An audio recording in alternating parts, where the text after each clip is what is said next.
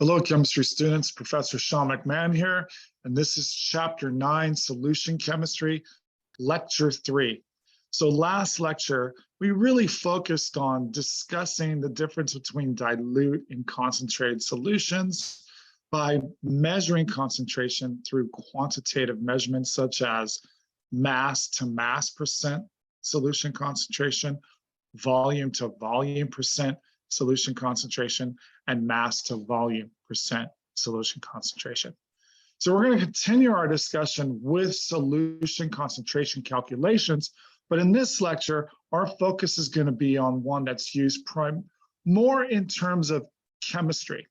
And it'll make more sense once we get to solution stoichiometry, which is something we've already seen, stoichiometry, and gravimetric stoichiometry with masses and gas stoichiometry with volumes. So let's just get right into this. So the constant measure of concentration I wanted to start with is molarity.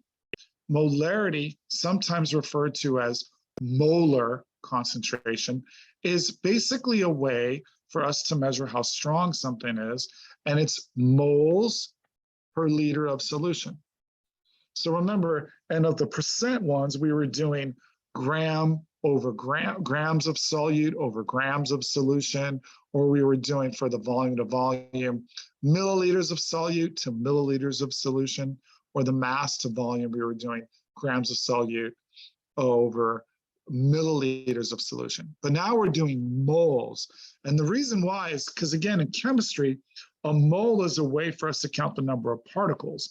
That's why it's kind of nicknamed the chemist dozen. If we know how many moles, we can count. Well, with molarity, if we know the volume, then we know the number of moles. So pretty much when we're doing stoichiometry, which involves a chemical reaction where you're given a quantity and you're asked to determine a different substance quantity in the reaction, you're going to be using molarity. So in chemistry, molarity is critical.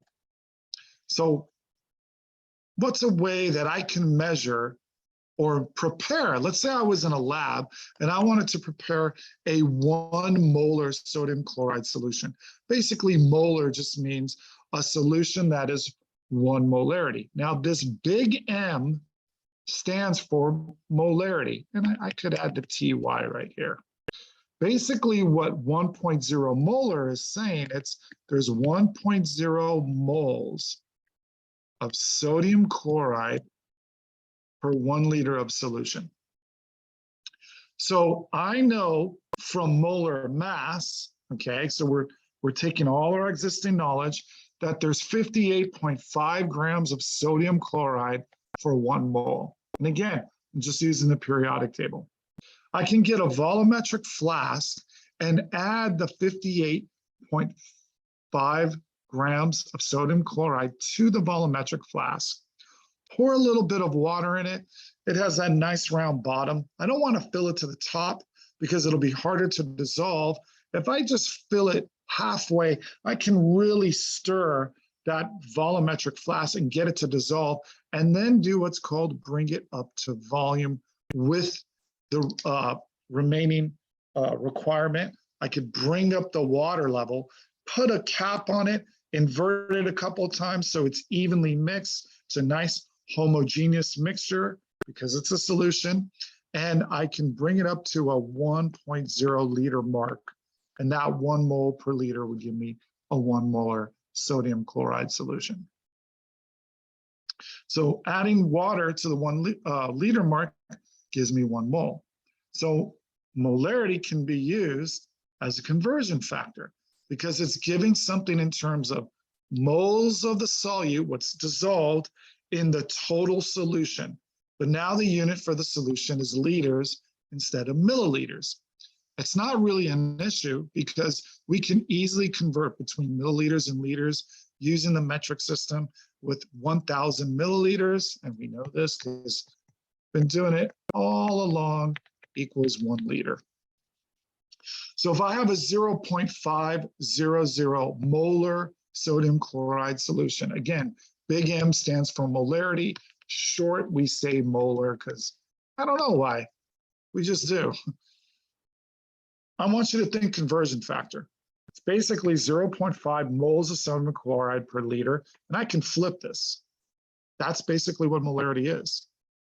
So, in sample exercise number 7, what is the molarity of a solution made from 3.29 moles of sodium nitrate dissolved in 765 milliliters of solution? So I want the molarity of sodium, which is Na plus nitrate, NO3 minus. It's a 1-to-1 mole rate or ratio.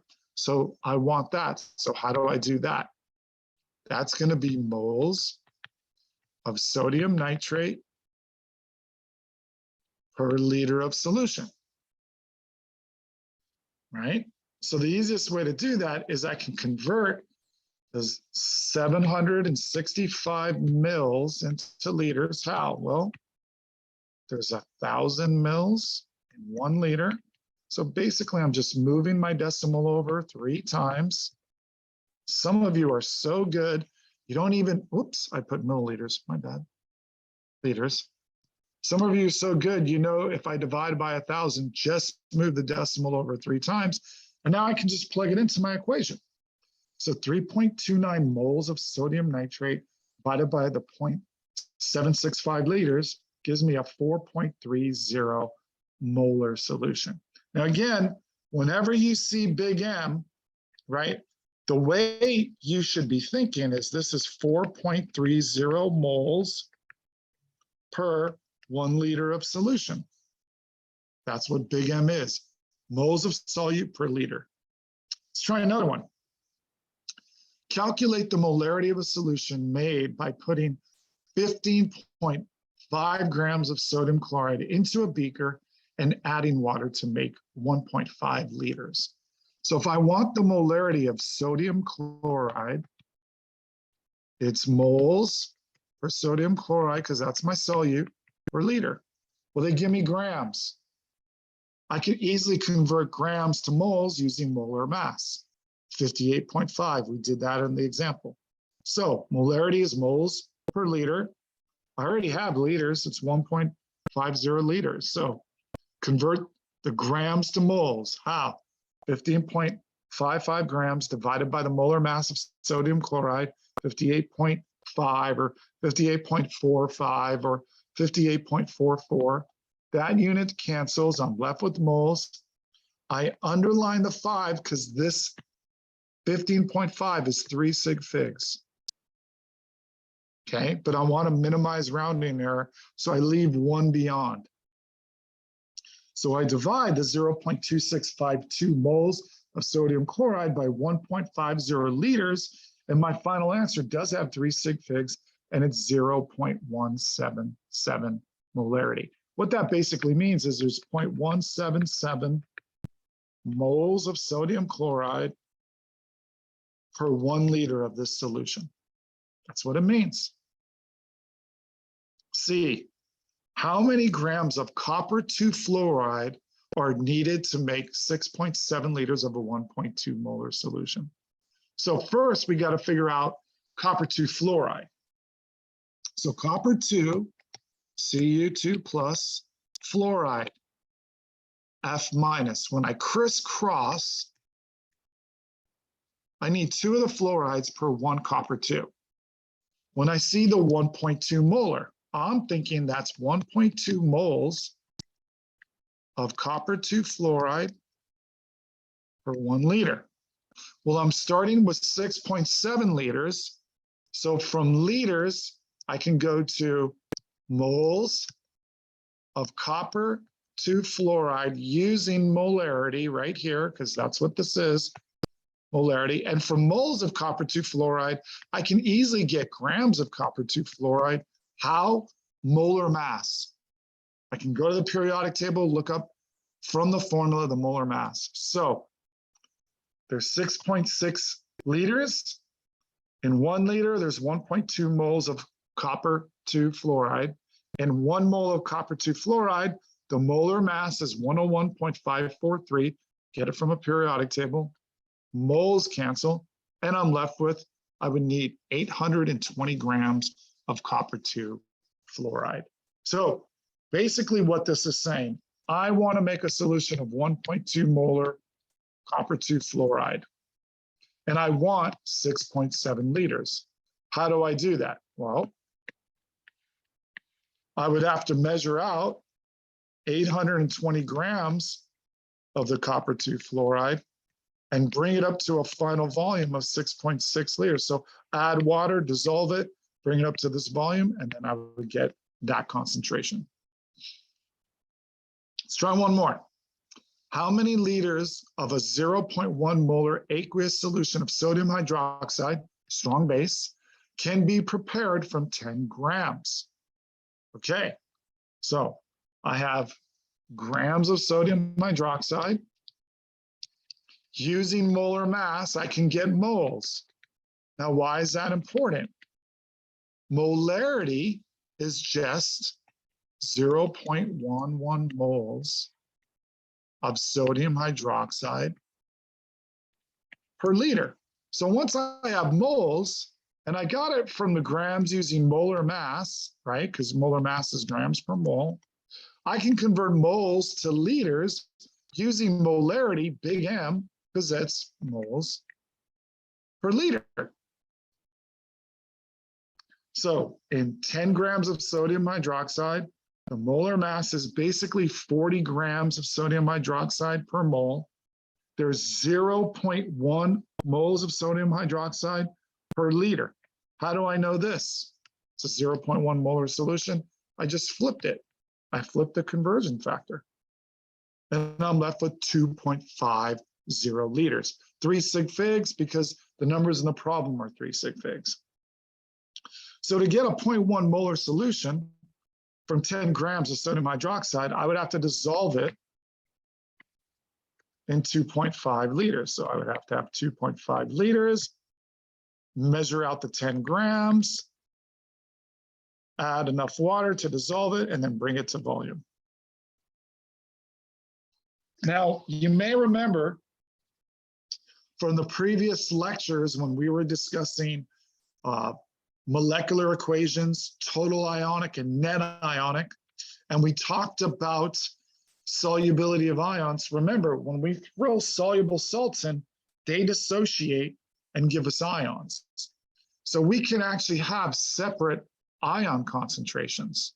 So we should account for the ion concentrations by looking at the ratio in the formula of the ionic compound.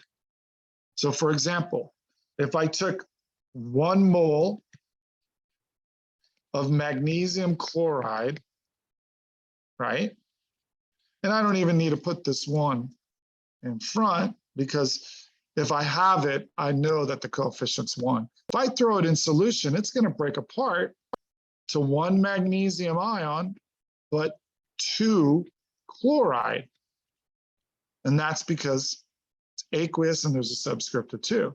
So if I have 1 mole of this, I get 1 mole of magnesium, my mole to mole ratio, but I get 2 moles of chloride. So when you're looking at ions that are soluble, remember they break apart and you get more parts, more particles. So determine the molar concentration of sodium and phosphate in a 1.5 molar sodium phosphate solution. So again, if I have sodium phosphate and I throw this solid into water, I know that sodium is always soluble because it's a group 1 element. So 3 sodium ions, aqueous, and 1 phosphite ion per 1 mole or per 1 unit of sodium phosphate. So the molarity would just be for sodium, because there's 3 of them, I'm looking at the subscript, 3 times 1.5, 4.50. And for the phosphate, really, there's only 1 phosphate per whole. It's just 1.5 molar. And I can use my dissociation reaction to help me understand this. The other thing that we had mentioned in last lecture is we were doing generalizations of dilute and concentrated solutions. Well, we can take any solution and dilute it. A dilution is simply adding more solvent, which is typically water, but not adding solute. So if I have a certain amount of particles per liter, if I double the volume of 2 liters, now my concentration is going to half. Okay, so all I need to do to dilute something is to add water. You can think of the orange concentrates, you know, in the supermarkets. You buy them, you read them, they say fill it up with 3 things of water. You dump it in the pitcher, you fill it with 3 things of water, and you stir it, because that little concentrate, that was all solute, packed. So you added water, so it wasn't so sweet. You may even add another thing of water because it's too sweet. So what happens is the solute doesn't change, right? The moles never change. You're just adding volume. So there's an equation. C1V1 equals C2V2. The C stands for concentration, and the V stands for volume. The 1 stands for initial conditions, right? These are initial. And the 2 stands for final. When we deal with molarity, we usually use M because it's molarity. But if you're dealing with any of the percents, so the percent mass to mass, the mass to volume, or the volume to volume, they typically use this. It's pretty much the same equation. They just change the variable from M to C. So here's an example. Prepare 5 liters of a 1.5 molar potassium chloride solution from a 12 ml stock solution. So how would you do that? How do you make 5 liters? So in your stock solution, you have to figure out how much do I start with? So how could I do that? Well, I could start with M1, V1, M2, V2. Realize your M1 is going to be the initial stock solution. Stock solutions are always more concentrated. The more dilute solution is what you end up with. So it's the final concentration. How do I know? Well, 12 molar just means 12 moles per liter. 1.5 is 1.5 moles per liter. So it's obvious that 12 molar is more concentrated. So I would plug in 12.0 molar times V1 equals 1.5 molar times V2, which is 5 liters. To solve for V1, I would have to dissolve both sides by 12 molar, so I would get 1.5 molar, again, times the 5 liters, divided by the 12 molar. That was your M1. Molarity cancels, I'm left with liters, and it would be 0.625 liters. So what I would have to do is I would have to take out 0.625 liters, which is basically 625 milliliters, because I'd multiply it by 1,000. I'd pour the 625 milliliters in a volumetric flask, and then I would fill enough water into it to bring it to the 5 liter mark. And now my solution, because it's less concentrated, it becomes more dilute, and it's only 1.50 molarity.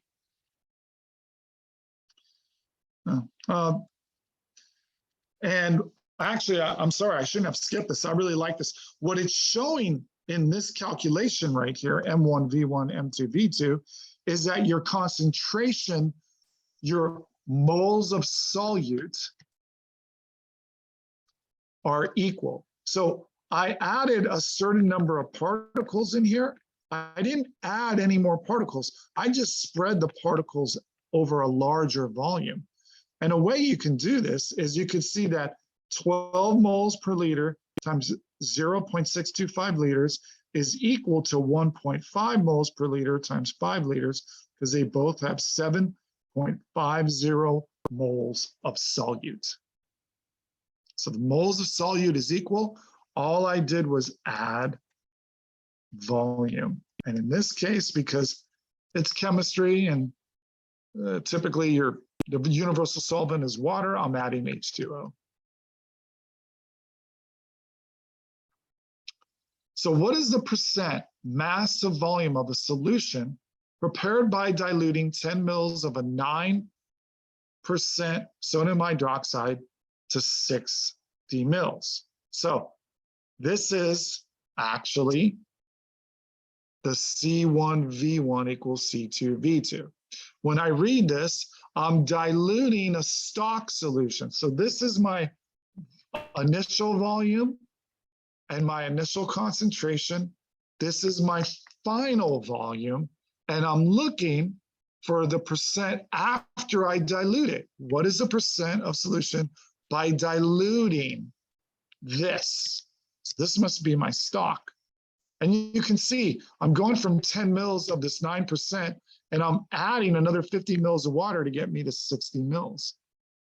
So essentially, I plug in the values. I start with the 9% times 10 mils equals the concentration of the diluted solution, and I wanted 60 mils of it. How did I do that? Again, I'm just adding 50 mils of H2O. So when I solve for C2, I get 1.5% mass to volume of this sodium hydroxide solution. So what does that mean? That's basically saying I have 1.50 grams of sodium hydroxide per 100 mils. And how do I know that? It's because it's percent mass to volume. Okay.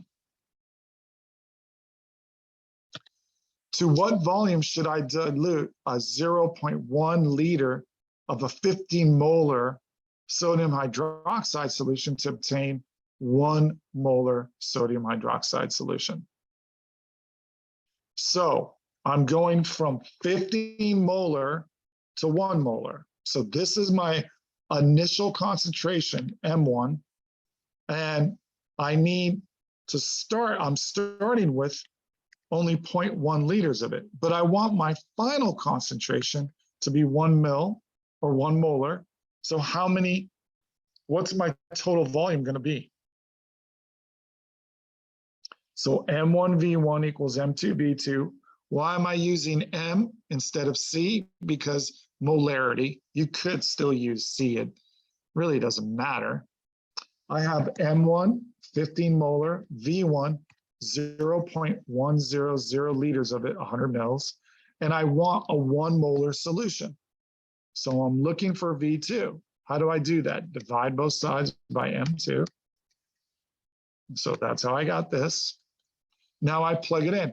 And you don't have to use the moles per liter. This is just showing you, hey, the moles per liter cancel here. I'm just left with units of liters, and I need to bring it to a final volume of 1.5 liters. So what would I do? I basically have a really concentrated 15 molar solution of basically 100 mils, and I would have to add enough water to bring it to 1.5 liters so that it could be 1 molar, which makes sense, right? So to be 1/15 of the concentration, because I'm going from 15 molar to 1, I had to times the volume by 15. So 0.1 times 15 is 1.5 liters, right? So to get 1/15 of the molarity, I have to times the volume by 15. And 0.1 times 15 equals 1.5. Just ratios. Okay, now the fun stuff, right? So people really like dilution. problems, they tend to like the dilution calculations because you have a formula, M1 V1 equals M2 V2. And usually it's pretty obvious that it's a dilution because they're going to give you so they're going to give you initial conditions and final. When you read this, it's like, I have 15 molars, but I want 1 molar. Okay, there's a change in concentration. So there's initial and final conditions. Okay, this is a dilution. I start with 0.1 liters, but I need more to get dilute because I need to add volume. Okay, so the dilution ones students like. Solution stoichiometry is a little trickier. Why? Well, first, now we're dealing with molarity. We can convert liters to moles of solute using molarity, because molarity is just moles of solute per liter. But now we can express it in reactions because a lot of our reactions are solutions, right? All those aqueous reactions, the double displacement, bulk precipitation, neutralization, the single displacements, they're all occurring, right, where the reactants and products are dissolved in water. So you typically aren't weighing solutions. You're pouring them and making volumetric measurements. So it's better to figure out how many particles are in that volume. That's why we use molarity. So if you remember with solution stoich, the basics of solution stoich is I have to have a balanced chemical equation, okay? Once I have a balanced chemical equation, I want to convert the given units. So if they give me substance A in volume to moles, how do I go from volume to moles? Molarity, if it's a solution.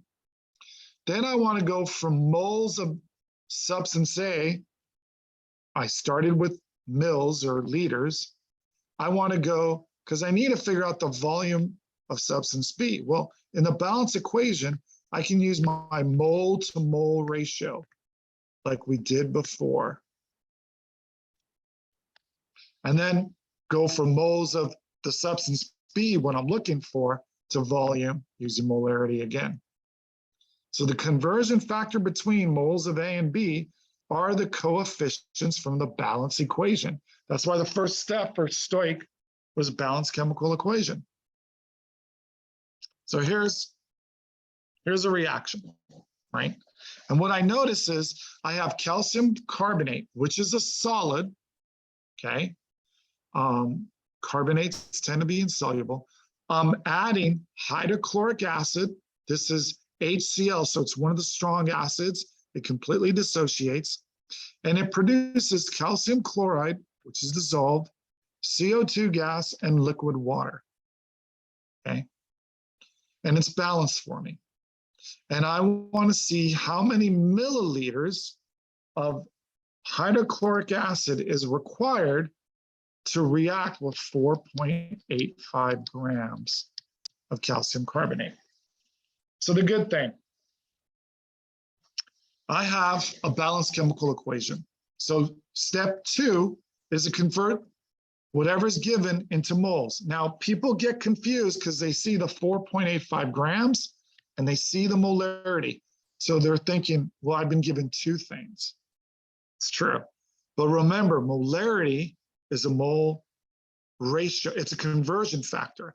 Molarity really is 3 moles of HCl per liter.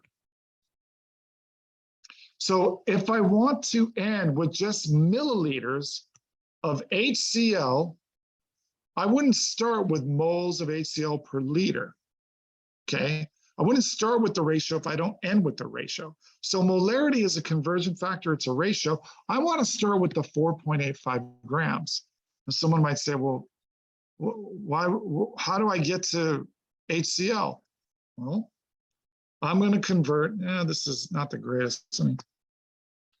I'm going to convert the grams of calcium carbonate to moles of calcium carbonate. How? Well, how did I do it before with stoichiometry? Grams to moles, molar mass. Once I have moles of my calcium carbonate, I can go to moles of HCl. How do I do that?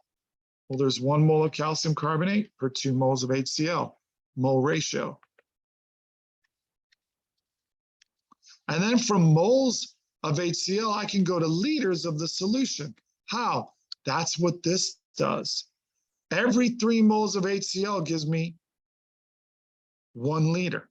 So I can use the molarity that's given in the problem. So I'm not going moles to grams of HCl, because if that was the case, I would just, once I have moles of HCl, use molar mass. I'm going to liters.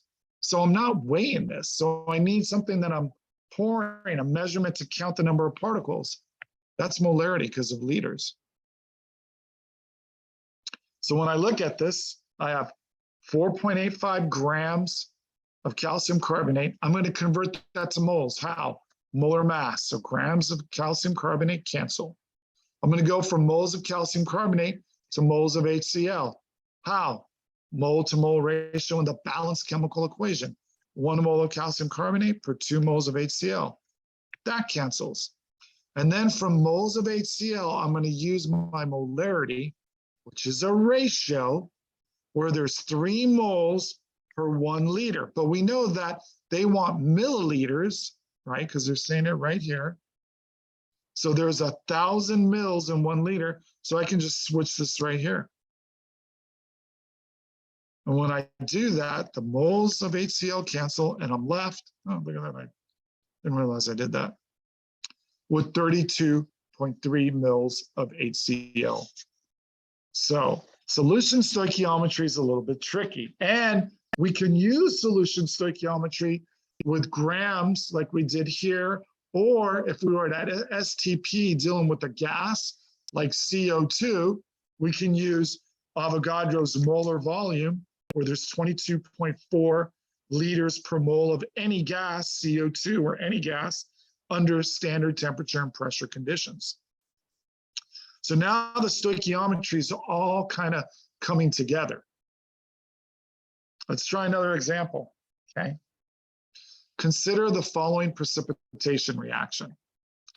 So 2 potassium iodide combined with 2 moles of it, lead 2 nitrate, produce or yield lead 2 iodide, which is a solid, and potassium nitrate 2 moles. Now, this is a double displacement. How do I know? Compound, compound. I switch partners, so the nitrate and the iodide switch, and I get a new compound and a new compound. So this is a double displacement.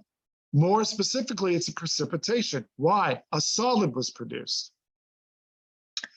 How come the lead 2 iodide is a solid? Well, I would break this apart and have to do the do-si-do to predict products, but they did it for me. If they didn't, I could still predict it. But looking here, both group 1A and nitrates are always soluble. So this is aqueous. Group 7A, the halides, chloride, bromide, and iodide, are soluble with exceptions of lead 2, mercury 1, and silver. And this is lead 2. So it has a greater affinity, the iodide, for the lead 2 than it does for the water. That's why it precipitates out. Your solubility rules.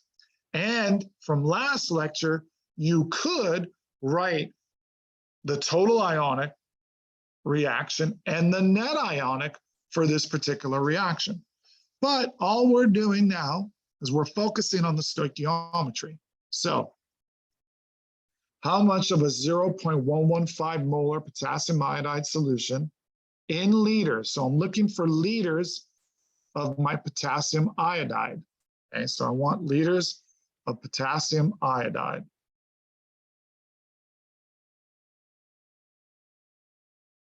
So I want liters of this.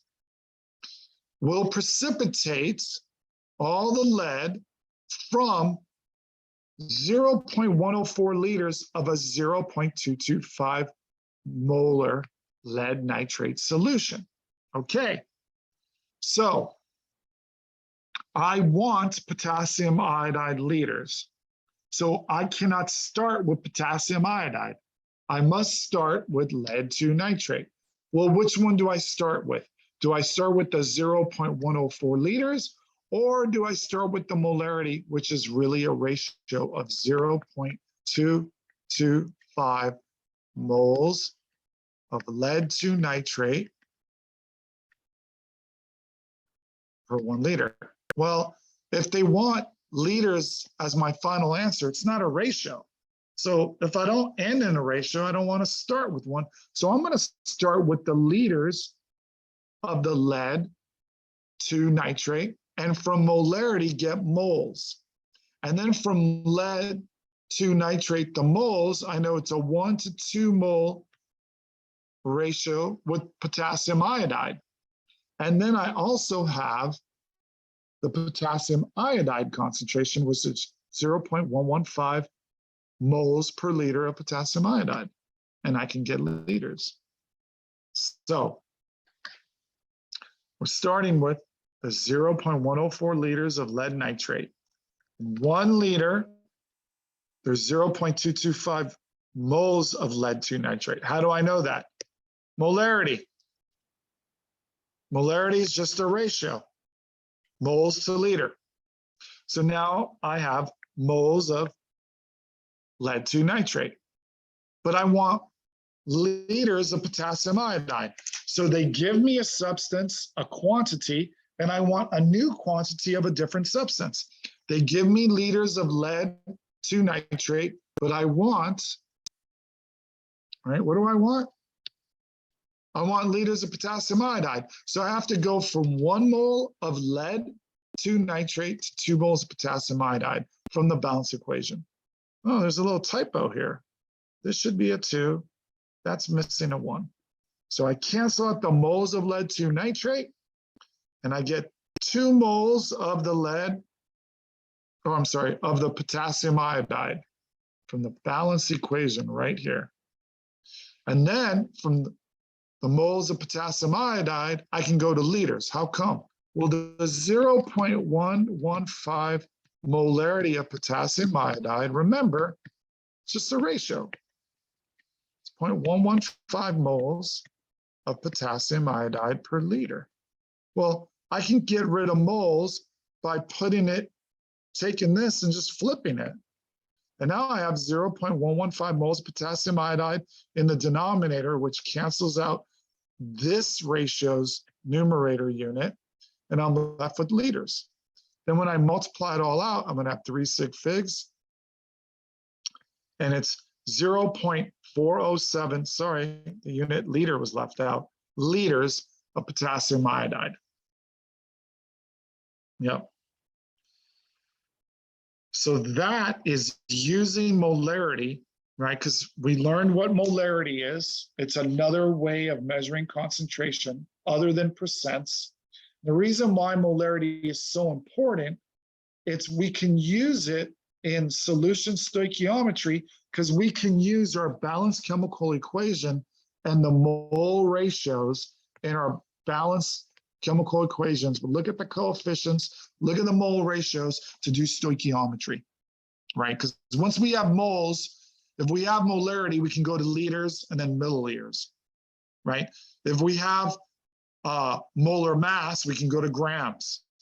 So we need to get to moles. So we always want to convert the given, in this case, liters of a solution to moles. So we can go to the mole ratio. So that is where I'm going to actually stop for this third lecture of chapter 9, which covered molarity, how molarity could be used in solution stoichiometry, which is definitely challenging, and dilutions, which is using that formula to help us determine when I add water, what the dilute concentration is. So thanks for watching the video. I look forward to seeing you soon. And again, thanks so much. Talk to you next time.